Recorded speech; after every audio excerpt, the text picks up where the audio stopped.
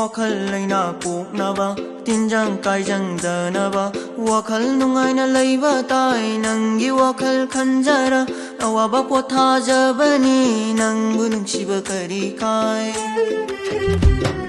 lamhen tuhen leibana warak pinaba kaya lei warak ngamdaba thamoina wakhal laina oihanli nungsilu bai lainani layeng biba kari kai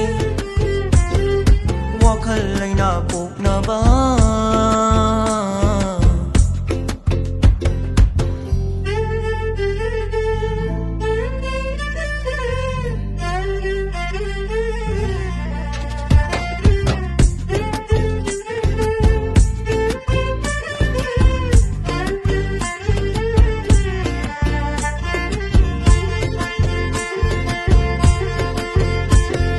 Paurong kaya, saireng kaya, isay kaya, tado na lele.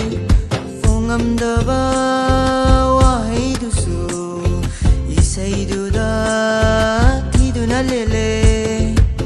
Ay nakan mawakan dusu, kangan badoay.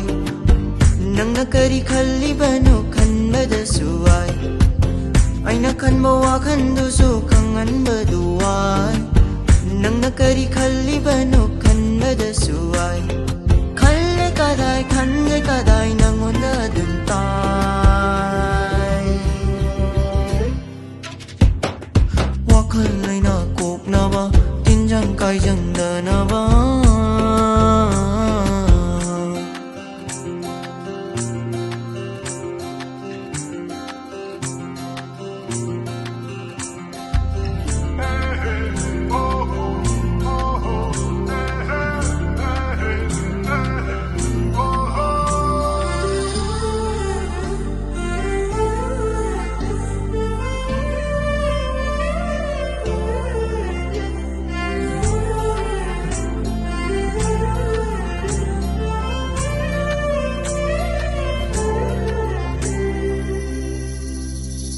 Irang se matam se fate hai na sunari wakhal su phaksili thamoi na khoirangi irang se matam se fate hai na sunari khongthang ama soi ki gadra khanjanai ngai nanse mi gi oi ki gadra wakhan thamoi wai khongthang ama soi ki gadra khanjanai ngai Nangse migi oi ki gada wakan thamoi wai wakan muna khallaga phire ba ma lep laga wakan muna khallaga phire ba ma lep laga nangse gi oi jarage khanjari bani nangse gi oi jarage khanjari bani